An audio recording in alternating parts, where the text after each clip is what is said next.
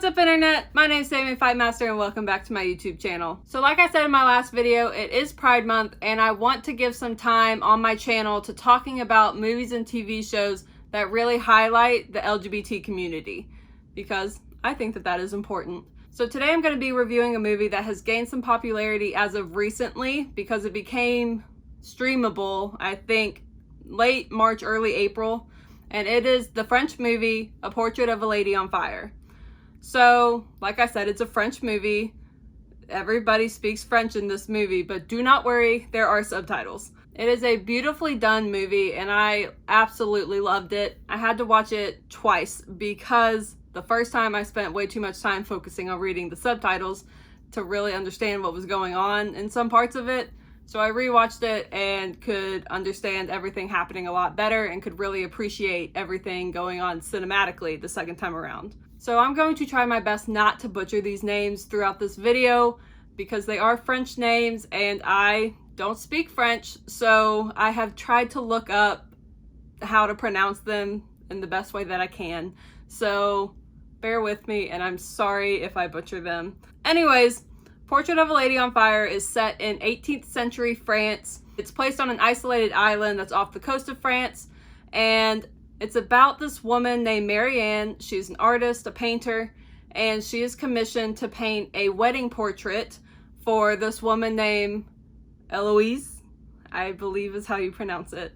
But the catch is she is supposed to paint this portrait without Eloise ever knowing, because they've had people try to paint her before, but she is against this marriage and just, it doesn't go well. So Eloise's mom has commissioned Marianne to also be like her companion. At least that's what Eloise is going to think that Marianne is. She doesn't know that she's a painter. Marianne is supposed to be her companion on walks because they live on an island. There are lots of cliffs surrounding this island, which seems unsafe. And so Eloise's mother has Marianne go with her on walks. That way Marianne can kind of study her and paint the portrait at night without Eloise knowing. So their relationship at the beginning is very interesting because Marianne's trying to get to know her so that she can paint this portrait, but Eloise is very closed off. She has just left a convent after several years, so she really keeps to herself and is very proper and modest on everything. But they keep going on the walks and they start to get to know each other a little bit better. And with each day, there's kind of this attraction that is growing between them, and you can see it. And they start to fall in love in this movie, and that's more what this movie is about. It's less about the painting itself, but more about the situation surrounding the painting. Them falling in love becomes complicated because obviously Eloise is supposed to be getting married, even though she doesn't want to.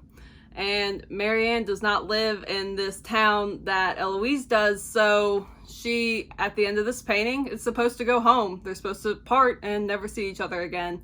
So that has a lot of added drama. That anticipation really affects their relationship as things go on throughout this movie. So that is what this movie is about. It is less about the actual painting itself, but what happens within the time frame of painting this wedding portrait, and how the end of that portrait kind of signals the end of their time together, and that's sad. So I'm not going to spoil the ending for you. There is more to the movie and to their relationship than what I just stated, but I want you to watch it for yourself and see kind of the in-depth details that I've left out. Their relationship is definitely a slow burn, just so you know, just throwing that out there. Like, you see the attraction building, but you're going to be waiting a good while of this movie to see anything actually come from the attraction. This movie was absolutely stunning to watch because, like I said, it takes place off the coast of France, which is gorgeous. I want to go there so badly now. You could really tell that the director took a lot of care and a lot of time to do this movie in the best way possible. You could tell she put love into every single scene that they shot. And I really appreciated that and could definitely tell that the second time around that I watched the movie and actually paid attention to that. I am going to give this movie 5 stars because it was so good. It was beautifully directed, beautiful scenery anyways. The acting was amazing. The writing was so good. I loved this movie, and there were times that I was like wanting more out of certain parts of the movie, but in the end I was really happy with how things wrapped up, and I really encourage you all to go watch this movie. So this movie came out at the end of 2019 at a film festival, but Hulu added it to its streaming service in late March, early April. So you can go watch it on there. I think that the captions are already embedded, so you don't have to turn on the subtitles. I loved everything about this movie. I typically don't like period pieces. I don't know why. They usually turn me off, but I really liked that aspect of it to this movie. It was just such a good overall movie. I highly recommend watching this movie. Like I said, it's on Hulu.